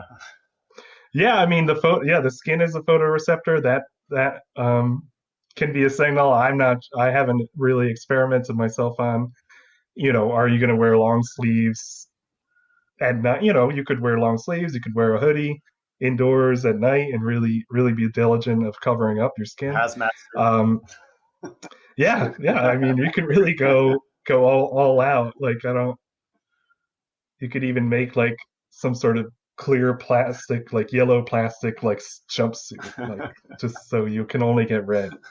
Um, but like if you have lights on, that's the thing. If you, I can wear blue blockers, red blue blockers. I can stay up all night with red blue blockers if I'm watching TV, if I got the lights on. Uh, what I'm saying? So you still need to, because it's as I said earlier, it's creating kind of that alertness. So even if your melatonin is being protected, you're still alert, you're still kind of awake. Doesn't matter what light you're being exposed to. And so you can ignore sleeping all night long, even with if you're wearing blue blockers. So you still have to make a time to settle down and turn off the lights and just go to bed. So, you know, Yeah, that's where I recommend like people switching out as many lights. Is I think there's even companies you might have seen like color changing lights, and those are probably connected to mm-hmm. Wi-Fi. But it it's mostly friends in my parents' house when I go there, and it's like daylight. That I'll wear a long Yeah. sleeve and pants, and maybe Oh yeah. maybe a beanie, but it's not necessary. And just a long sleeve, I feel a lot better than a short sleeve. So Yeah. Yeah. And there might be something about, being more cozy, having some layers on and, I've got my infrared t-shirts that I wear and those feel more cozy and, more comfortable and, maybe there's just something about that as well. yeah, and we have like maybe 6 or 7 more questions, but since you brought that up, I I meant to talk about that before we before we Oh jumped into yeah, the no Q&A. problem. I'm obsessed. That's probably after your full body light. It's probably my favorite product from you is the Gemba Fit shirts, and Yeah, I I'm just blown away with how I feel. And it comes with a little insert, and it doesn't even talk about infrared light, right? In the insert, it just says your skin appearance and tone will improve. And as someone that's yeah. suffered on and off with acne my whole life, and I had eczema severely growing up, that's like incredible. And it just says 6 hours a day for 30 days. You'll Mhm. notice a difference in your skin, Yeah, right? It's like, yeah. So the infrared fibers. So it's these white T-shirts that I produced for Gembared, and they take your heat from your body. They've got kind of these bioceramics in the fibers that kind of re-emit your own body heat back as far infrared. And so there's plenty of studies on this technology. This you can look up far infrared textiles, things like that, and it's shown to improve microcirculation, to circulation around your skin, around your body. And this company, Amana, um, that's owned by a big kind of chemical company, uh, they're really hardcore about their fiber and making it. They've got clinical studies, so all that insert that you get, that's direct from Amana. That's their, I'm approved to use their fibers and their insert, and that's their claims from their own clinical studies that say not only does it improve your microcirculation, they've found improvements in skin tone. They market it a lot for even reduction in cellulite, and so they'll make it into kind of women's kind of um, undergarments and things like that, like leggings and things like that. And so they market it. It's more kind of in the beauty industry. I had to source these like from a factory in Italy that specializes in making these fibers, and so that's really I'm more into it just for the general feeling of it, the well-being, and I wanted something that kind of covers a big part of my torso, part of my body. So a t-shirt just seemed like really fitting and could be worn as an undershirt or worn as a nightshirt. And I think it's a fantastic technology that not a lot of biohackers have been introduced to yet. That I've been following for a while because I've had the biomat for a while, and it all kind of tracks of like different materials emit different wavelengths of infrared, even if you don't see it. So that's why they use amethyst crystals and they use tourmaline crystals in the biomats because those are natural kind of conductors of far infrared. The same thing, we use different materials in our fibers to help promote the far infrared as opposed to just a generic fiber or natural fiber. Um, so I think it's something I was really passionate about, and it took me a while to get certified and approved and production and all this stuff. But it was something I think will really inspire people to say, oh wow, this is available as a technology. It's passive. You can wear it all day. You can there's no electronics or anything fancy, and these are the kind of things. It's like you can start wearing a whole outfit of blue blockers, shirts. I wear zero shoes, like the flat kind of shoes. I wear, you know, you wear the EMF blocking underpants, and so like you can be really decked out in biohacking apparel and be kind of low key about it. And that's kind of like my goal of like that's kind of biohacking. If you can be low key and just have it in your daily life and not even be kind of worrying about it, of you know you've got all these hacks stacked up and yeah, you're going about your life. you look normal to people at an airport or something. But the one thing I want to say Yeah, exactly. about I interviewed the Faraday's guy. I think that's my favorite. They're just the most comfortable bamboo blue blocking underwear.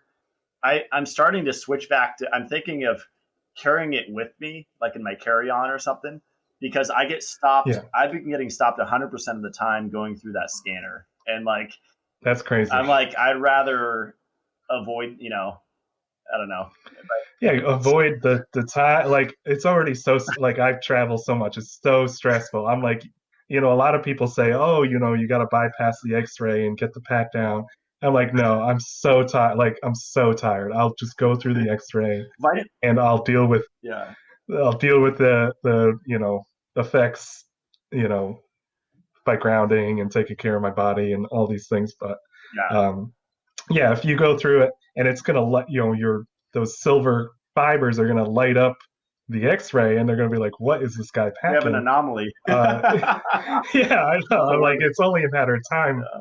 where it does become a bigger issue. It's like that would be something to try to avoid when you're Yeah. when you're traveling to cause extra stress and all these things. The So TSA, I'm just like, touching sensitive areas. yeah, exactly. They're like, okay, you know, go change. What do you do? Like, you can't take it off. Because I get x-rayed a lot now with my travels. Like, a lot of the hotels and places in Asia, they all have little metal detectors that you walk through every day, and it's a lot of extra EMF exposure. Like, just whenever you're traveling, going to hotels, going through metal detectors and all these things. So it's definitely something to keep looking out for. Of like, all right, how are we going to manage all this now? I may have mentioned it in our first talk months ago. Ray Pete has talked about red light being super, super protective against radiation, like studies where they Yeah, preloaded rats and then they tried to kill them with ionizing radiation. And they had like 100% really. survival rate just by being loaded with red light before the exposure. So, like that and vitamin E are Yeah, like my big, like vitamin E is super, super anti radiation, and just drinking really good water. Um, yeah. got into MRET water recently. That's super protective against radiation. So those are kind of my stacks for it. But Nice. Yeah, for sure. That's the thing. You got to protect your body internally and externally. If you can wear the EMF pants or whatever you got, then it's all different options. yeah, So I found this study too when you started to talk about the shirts. August 2018 by Yifei Tao. It's called "The Influence of Fiber Cross Section on Fabric Far Infrared Properties." You probably saw this one. They yeah, talk about the sealant textile that's classified as a yep, medical device by the FDA, and then uh, it says warmth yep, retention. That's the small effect, right? But then relief from inflammation, wound healing, weight loss, and relief from aching pains. And like you said, your torso on the shirt. I mean, you're hitting all your vital organs for the most part. Besides yeah, reproductive. So that's incredible. yeah. No, it's a fantastic technology, and it's so simple and so subtle. That's why I'm like, yeah, this is a no-brainer. Like, just to bring this. And yeah, Salient is, I haven't like, they used to be have more kind of brands making their fibers, but again, they can be made into all kinds of things, like shirts and clothing and blankets and socks. um, and this study, I just pulled it up. I was like, yeah, a lot of these studies are coming from Asia, from Japan, Korea, um, China. Like, they're really embracing a lot of this far infrared stuff, light based stuff. So it's a lot of the good studies are coming from over there. Yeah, unfortunately, I think a lot of them are on the hydrogen water. Like years ago, I got the Sang Wang book, Reverse Aging, and for the most part, it's a pretty good book. Hmm. But I think the whole alkaline water is a little overblown and a little misunderstood. But he had a huge section on infrared, and he was talking about like Yeah, sleeping next to a partner, spouse or whatever, and in bed all night you're getting their rays, right? And so maybe as a yeah, single guy, it's probably a good idea to wear that, because at least we're yeah, getting some exactly. infrared. Well, that's the thing. It's like we're getting the weighted blankets are super popular now. And again, it's like simulating kind of the pressure and the warmth of another body. And that's the thing with infrared. I actually heard someone who was marketing the biomat saying, "Oh, it's kind of like a mother's embrace, where like if you're embracing someone, we're emitting, because we have body heat, and we're emitting infrared. Like, you can shine an infrared detector at people, and that's a diagnostic tool a lot of times to see where there's extra high areas of inflammation.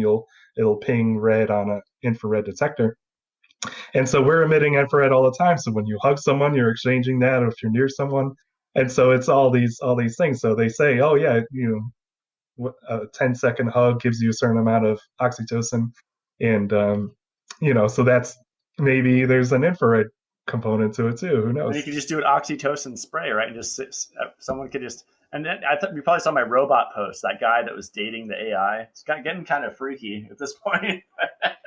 It's like Well, this Russian bodybuilder that like has a whole IG with his girlfriend's a robot. Interesting. really? Yuri something. Oh my. It's getting kind Oh of man. Minority Report kind of. I don't know. Well, yeah, I think every sci-fi show in the world has already covered this problem. So it's kind of like yeah, it's only a matter of time. Well, in this study, it says 91.85% emissivity. So that's the reflection, right? It's reflecting back to you almost 92% of your infrared. Is that? I mean, it's almost 100% reflection, right? Back into you.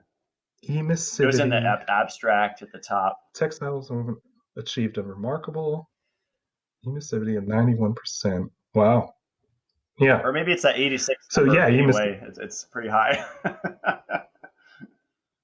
yeah. So I mean that's a huge amount of emissivity, and it's kind of in context of what type of fiber they're using and how it's being worn and how much your body is kind of giving it in terms of warmth. But it's really fantastic. And this is stuff I've learned in college. Like this is kind of physical chemistry stuff. Like this is like not even surprising to me that when you warm a material, when you give it electrical input, every LED diode is a different type of ceramic material, like a semiconductor material.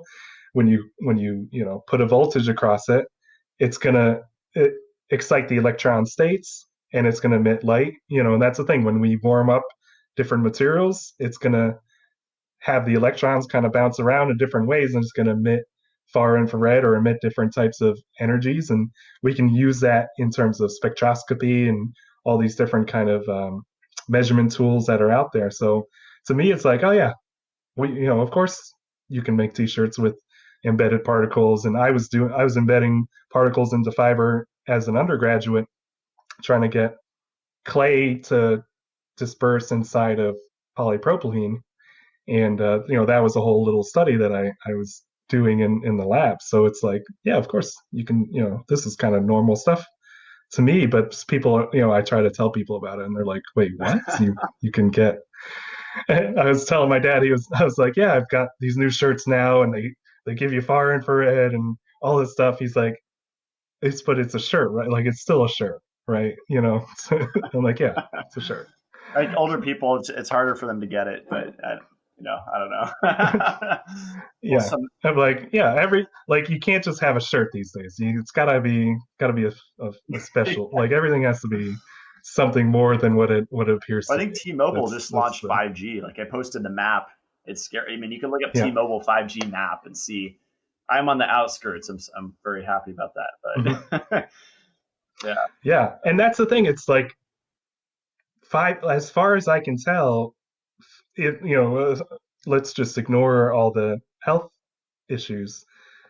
Why do we need 5G? Like what, that was my question. Is like I haven't heard any developers, I follow different like electronic stuff and app development and all these things, and I try to be interested in this stuff, and nobody said, oh man, I can't wait for 5G, I'm going to develop this great app for it, or I can't wait till the speeds are better because then I can enable certain new technologies. They're making it out of just making money and marketing and faster speeds. It's like if you build it, they will come, and maybe people will learn how to use it and optimize it and make programs that are make our life easier. But until then, we're just radiating ourselves with no real benefit.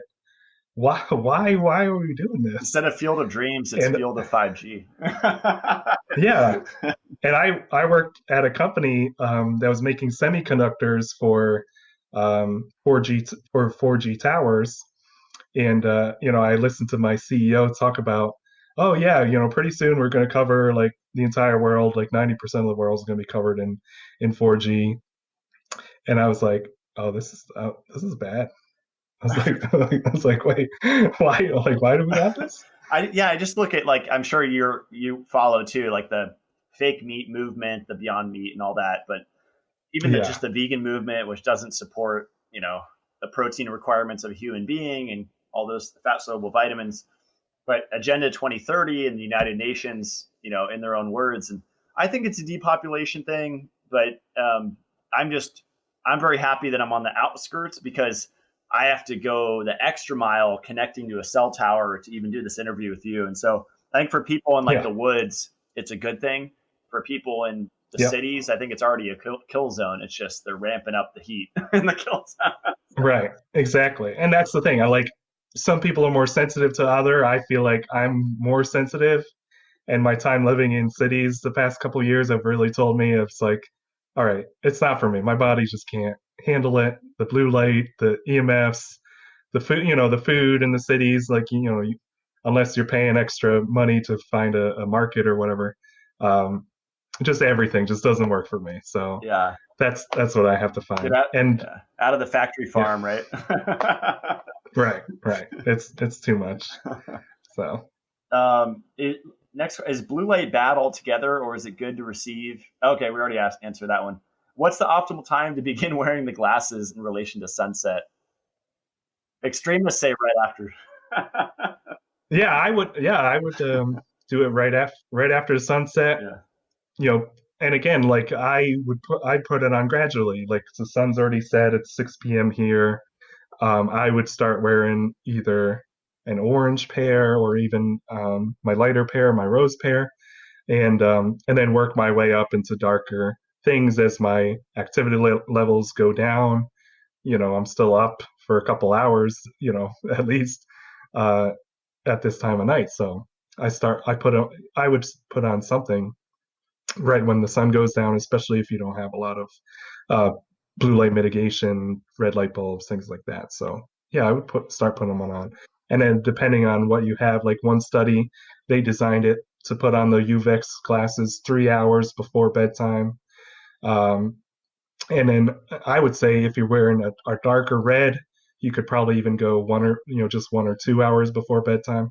So it's really just, layering it in, working with what you have. That's awesome. What component of staring at digital screens is bad for the eyes and overall health? The flicker we didn't really talk about too. That's a component, right? Not color Mm-hmm. temperature. Yeah, a lot of screens have a flicker component. Like it could be the hertz or the refresh rate of the screen, or it could be, especially if you start to dim them, they'll switch over to pulse width modulation. So if you don't know what kind of dimming your computer's using or your TV's using, you pretty much can only trust it at full brightness, and even then that'll have some component to it.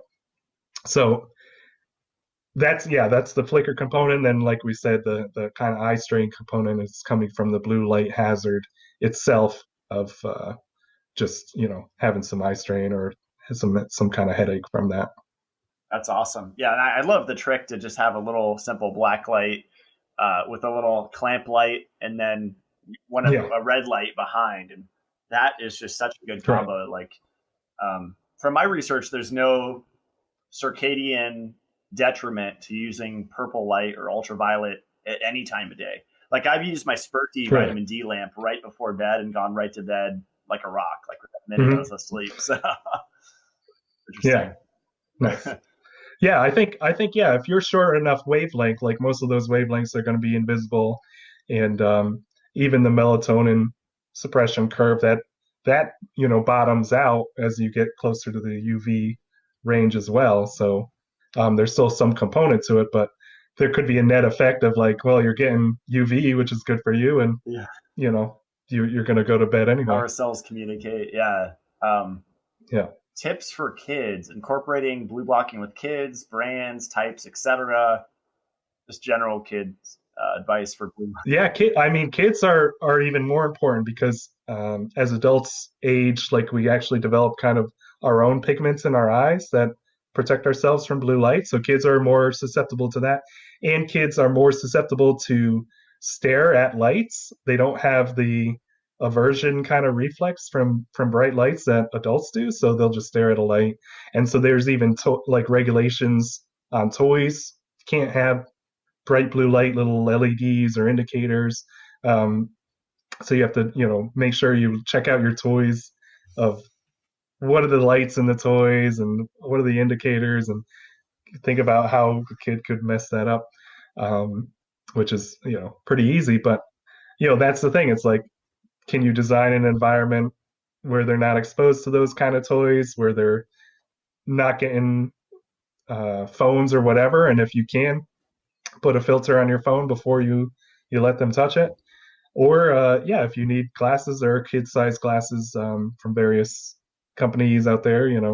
Um, those, there's kid size, even like kind of yellow safety glasses, or you can get kid size kind of glasses out there. So um, definitely, yeah, definitely the kids. You gotta save the kids, save the children. They're pretty important. Yeah. Yeah, I know. It's like if I knew some of this stuff when I was a kid, I'd be into it. Have you? This is just a curiosity question for me. Like, have you experimented with the actual physical, like thing that you put on your iPhone, like the little? There's different companies that sell them, and there's some that are Yep. clear, which I'm skeptical if they even do anything, and then there's some that are orange that just make it ridiculous if you're posting anything on Instagram and stuff. Yeah, Do you have any? that's the thing. It's like you lose so much flexibility if you're sticking the thing right on your phone. And again, if it's like for a kid, I'd be like, tough luck. You deal with this. You deal with this orange filter. If you don't like it, go play with the stick outside.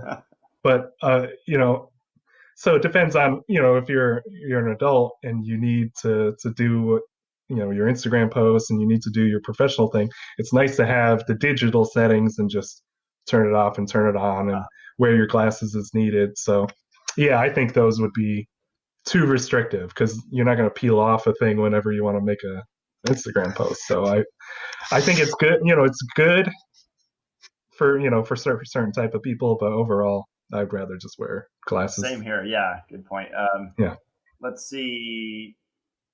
A lot of these are kind of overlapping, but maybe this one is a Yeah. different answer. What glasses can I wear during my 8-hour shift? Uh, he works at a retail store, horribly bright light bulbs that took us all weeks Yeah. to adjust to, in quotes. I normally work from 2 to 10 p.m. and find it difficult to fall asleep right when I get home. Yeah. So, really like pink or yellow, right? For them? Or Yeah. I would go because again, you don't want to fall asleep wearing a darker orange, and part of that time, you want to wear. It's still the daytime too. If you're going in at 2, that's like the second shift. Like I used to do the second shift. And I was thinking about this today. It's like when you come home from second shift, it could be 10 or 11 or after the commute, like 12 o'clock, and you're still kind of wired from working. You're wired from driving home. You're a little bit hungry, and caffeinated? it's like second shift is sometimes I think harder than third shift because second shift you come home and then you stay up watching cartoons because you're still wired from working all day. And third shift, you can kind of just come home and nobody's home. You just turn off the lights and close all the curtains. But yeah, second shift's tough. So I would wear at least a yellow or at least one of my rose tinted. So that way you're at least reducing a lot of the blue. Um, and if you can, like maybe towards the end of the shift, switch to a light orange, like from my company, or any kind of lighter kind of orange will do it. Of you're going to black more blue, and you'll be kind of calming yourself down. Um, so if again, it depends on how alert you can stay while wearing the glasses as well, and still perform your job function. Hopefully they don't, the manager doesn't put them into overtime too. I have so much sympathy for retail people.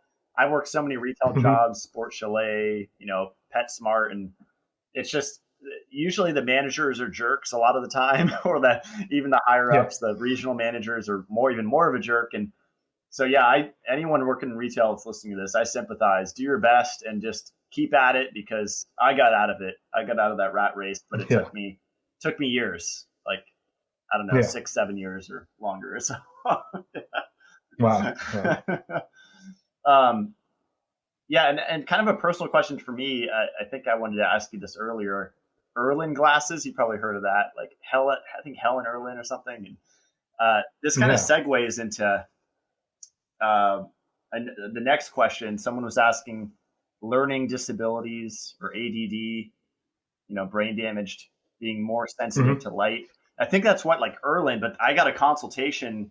I think the consultation was like $200 or something, and then the glasses are like 500 or 600. The basic Yeah, idea is they're figuring out what color you're sensitive to, right? And then they give you specific right. glasses. I think that's all kind of overkill, but I don't know. Might have some. Yeah, I think it seems like it really works for a lot of people, and unfortunately, it's like, well, like you said, it's like you can spend $500 and get a really precise, personalized, tailored solution, or you can spend $100 on, 10 pairs of glasses and try which one makes you feel better, and and then you have a whole range of different glasses to use in different contexts, and so that's kind of like my path is I've always been interested in Erlin and the filters and what they could do, but I've always been like too cheap, one too cheap, and two like more of a DIY kind of guy anyway. Of like I'm going to try different glasses and see what works best. So that's always been my kind of stance. But again, they offer a really great service, and um, there's science behind it, and there's certainly stresses. Everyone's different. There's certain stresses from different wavelengths, and as we get into your kind of next question about, if you have brain damage or if you're sensitive to light, some people end up having to wear dark sunglasses indoors. And, that's a pretty extreme thing if you have to do that. That's something some people do. Um, the rose colored tint is a very nice tint because it's been studied to help with migraines and has studied with people have a lot of flicker distress and headaches and things like that. So there's a couple other companies, like there's one called Axon Optics and another one called Theraspex, and they both kind of specialize in rose-colored glasses. And so that way you don't have to wear dark sunglasses if that's all you have. Um, you're not really going to heal yourself. You're not going to bring yourself back from photosensitivity if you're just wearing dark sunglasses all the time. And your circadian rhythm's always going to be messed up if you have to hide from sunlight. So at least with like the rose colored glasses, you're eliminating the blue and you're eliminating a lot of the green. So that way you can still function because those are two, again, most stimulatory, stressful. There's a lot of scatter in blue light, makes it harder to focus. So if you can find a pair more suited to your condition, then at least you can start on your journey to rehab. That's awesome. Yeah, I've had friends with like TBI, traumatic brain injury, and that's a journey to recover from. Banging your head pretty hard. Mm-hmm. You have to stack a lot of stuff, and PEMF has some benefit and different things. But yeah, it's so interesting with the rose-colored glasses because I know that's a phrase that people say. Like seeing things. Yeah, that's also yeah, and that's the thing. It's like there are mood kind of a lot. We haven't even touched on like Chromotherapy. the light that yeah chromotherapy. There's mood. There's chakras. There's all these things associated with the colors of light. And what you let into the eye, and so that's another great thing. I'm more into like kind of the functional aspect of like you know there's yellow tinted glasses. People use it for hunting or for skiing because it shuts down the blue kind of scatter so you can focus better and have better kind of resolution and contrast. And so I look at it more from a performance standpoint. You can use glasses for different things, not just for sleep. And so they're a very powerful tool of what do you need to use it for. That's awesome. Just a few more here before we wrap up. Um, is blue light still required at night? Like 2%. Blocking in the morning too? Question mark. So, I mean, firelight has some blue, but it's barely any, right? Yeah, that's the thing. Like if you look at candlelight or firelight, like you have some small percentage of blue. So it really depends. Like even like I kind of mentioned UVEX says they block 98%. So maybe they're referring to something like that. Certain glasses, you know, if you get a high resolution kind of spectrometer, it's not always flat at zero. Like if they claim, oh, we block blue, you have to look at the graph itself, and sometimes it's not blocking 100% of blue at the wavelengths that you want. So again, it all depends on your sensitivity. If you have high sensitivity, you need to cut off 100% of blue and wear some hardcore laser enhancement glasses like the DeWalt's. If you have better tolerance and you control your light and you get plenty of sunlight during the day and you feel you get good sleep, then maybe you can kind of back off and have more functional glasses that are more amber. So it really depends on what they prefer and what you can try. That's awesome. And then the last question, and this is kind of a biased one. What's the best brand that won't break the bank? Yours are the most Yeah. affordable I've seen. I mean, as far as I shot to make mine very affordable, but again, I focus on the quality of having acetate and stainless steel for my two lens choices or for my frames choices, and have kind of well measured and unique kind of spectrums. Um, we could run down. We've talked about the UVEX glasses. I think those are 100% the go-to of just go on Amazon, $10, and get hacking your blue light right away, and then you can kind of go from there of like, okay, do I need to block more? Do I need a red pair? Do I want block less during the day? Like, at least start with the UVEX and really that'll start your journey. That's how I started my journey.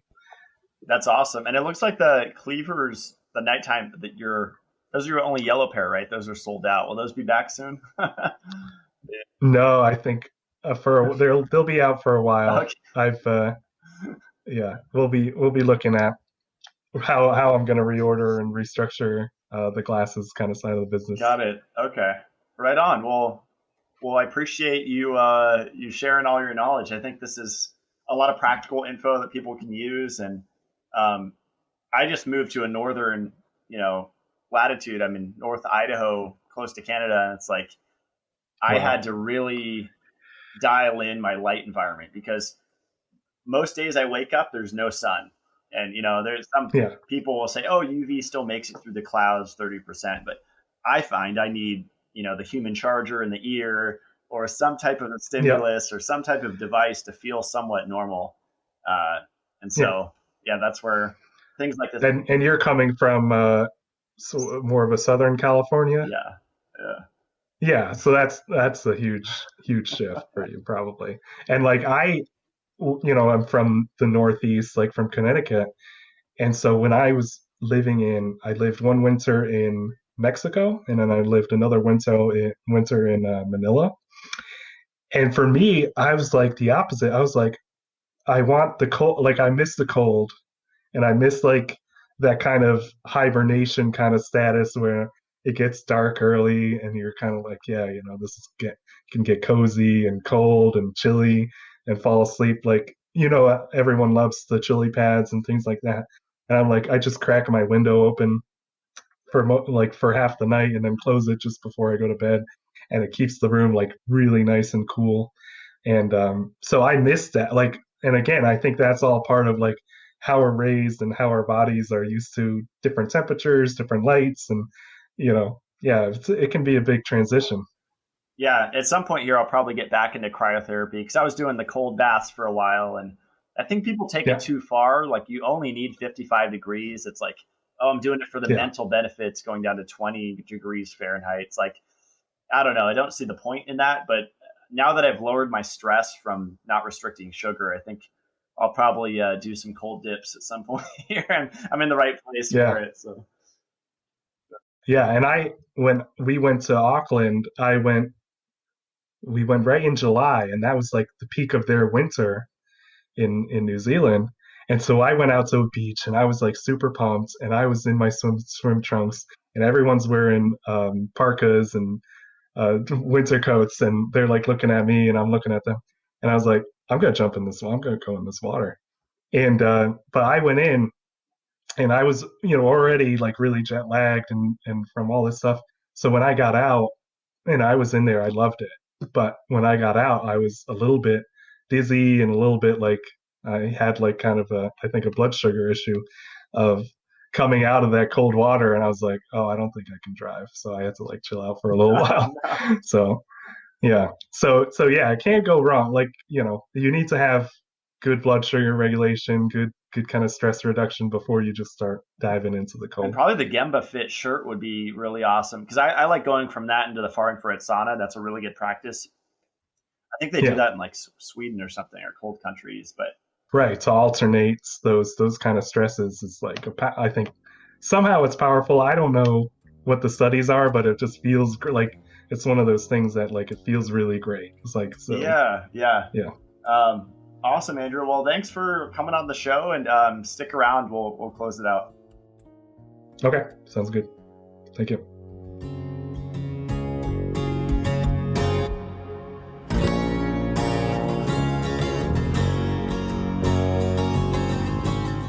I love that Andrew brought up the DeWalt UVEX glasses because those are what I started with back in the day. You can tell he's a good person if he's selling blue blockers and then he's giving you a cheaper alternative. But it is true about the plastic and how uncomfortable it is on the face. So those are real aspects to those cheaper blue blocking glasses. But is it better than nothing? Absolutely. Like when people tell me, should I drink tap? I say no, find a water store, do your best. Even though I'm a big fan of the pristine hydro water, I think it's the best system in the world. I still tell people, do your best. And that's the same with blocking artificial light. If you can only afford $10 because you work a minimum wage job and you don't go out to movies and you're working hard and all that, I've been there, I get it. Then yeah, $10 UVEX, that'll work for a couple years and you'll be fine. And then invest in some $50 Pthonos glasses. But I think it's worth the investment just right off the bat because they are a lot lighter and they're a lot more comfortable. But I just love how Andrew is able to describe the science in such detail. I mean, he was a chemical and materials engineer with Six Sigma training, so he has a background in electrical and this sort of stuff. So he's definitely the guy to listen to. And like I said at the beginning of the show, don't underestimate the powerful effect that this stimulus can have on your hormonal system. Just on that pathway that I described, the tryptophan, serotonin to melatonin pathway, there's certain nutrients required to make those conversions, but it's largely the absence of blue light that causes the conversion of serotonin to melatonin. So excess serotonin is associated with depression, anxiety, even aggression. Serial killers have high serotonin historically. And then there's that lipofuscin connection that we talked about a bit, especially with the RPE cells in the eye that have extra sensitive mitochondria that can sense these wavelengths. And definitely try out one of his Gemba Fit shirts. Those are just blowing my mind, especially if you live in a cooler climate or you're single, or you live alone because you don't have that transference of infrared from another human being. I think it could really extend life, and it reflects like 94% of infrared. That's incredible. So if you want to check out those products, you can go to gembared.com. I'll put the link below. And then he has a tab called Blue Blockers. And if you click on that, that's actually where the Gemba Fit shirts are right now. So check out his website, check out his red light therapy products. I use 2 of his Oomph body light panels. It's his biggest panel, and it really works. That's a really powerful light.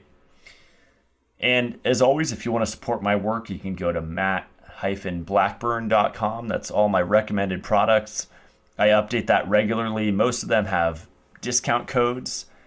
And I actually have a blog section on there if you haven't seen it. So at the top, if you click blog, you can check out all the articles I've written. I just posted one called the CLF protocol, which stands for calcification lipofuscin fibrosis protocol.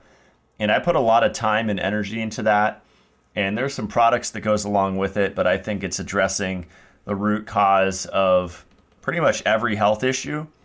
And of course, there's more to it, food frequency, not skipping breakfast, carbs and proteins with every single meal, not being protein deficient, 100 grams for women, 120 grams of protein a day for men minimum. But just keep stacking. That's what this show is about. And the more that you do, the faster you'll see results. And so I try to make it affordable, practical, logical, and easy to implement. And so that was my focus when I was making the CLF protocol, because I get so many messages and I get overwhelmed because it's like, what do you think about this condition that I've never heard the name for? It's this really long name. And that's pretty much a spell that the doctors cast on you when they diagnose you with something. So don't get caught up in the symptoms. Don't get caught up in the name of a disease. There's just the disease. And I say that in the article. It's just the disease. Do you have the disease? Right? And pretty much everyone has, even in the alternative health community. I see what goes on behind the scenes. People are still dealing with conditions, health conditions, even if they don't talk about it, and dealing with symptoms. So we're all on the same planet with the smoke ring around it. 12 ships at sea burning bunker fuel contribute more to acid rain than all of the cars on the earth. We're dealing with a lot here, and there's always an arc. So know that there's always solutions, and that's the point of Mitolife Radio, is to share those solutions with you, as well as on my Instagram, my Facebook, my website, my YouTube. So check out all my material, connect as many dots as you can, especially with the context of what you're experiencing in your life, and make sense of it all, because it is a puzzle, but we are solving it one piece at a time. And my brand, Mitolife, is found at mitolife.co, and I have sales off and on. You could keep track of discounts on my Instagram page and on the Mitolife Facebook page. If you're not following either of those, check them out, because I'll make announcements there with little specials and stuff. And I have 5 products. I'm currently working on some more. I just get really fired up thinking about all of the houses I've been in, neighbors, people I've known, and seeing the supplements that they're taking. Costco, Kirkland brand, fish oil, CoQ10 from Costco. All these really generic, like drugstore style supplements just really gets me amped up. And gets me amped up to share supplements that actually do something that people are actually deficient in. It's amazing the systemic effects you can get from just plugging in vitamin E, or by introducing a sufficient dose, which is the key, of Shilajit daily, like in my Panacea product, 3 to 5 tablets a day, and the effect that can have systemically with the fulvic acid and the 84 plus known and unknown carbon-bonded organic minerals. It's incredible. So it looks like we just have one show left before the new year. That'll most likely be a solo show. Probably just a recap of the last 50 episodes and my thoughts of it all, my thoughts on health in general, and the future of health and what's trending right now. I want to talk a lot about carnivore and kind of blow open that little trap and talk about raw veganism and that little trap. So it'll be a lot of fun. A lot of people liked my solo show about supplements, so this one will be cool.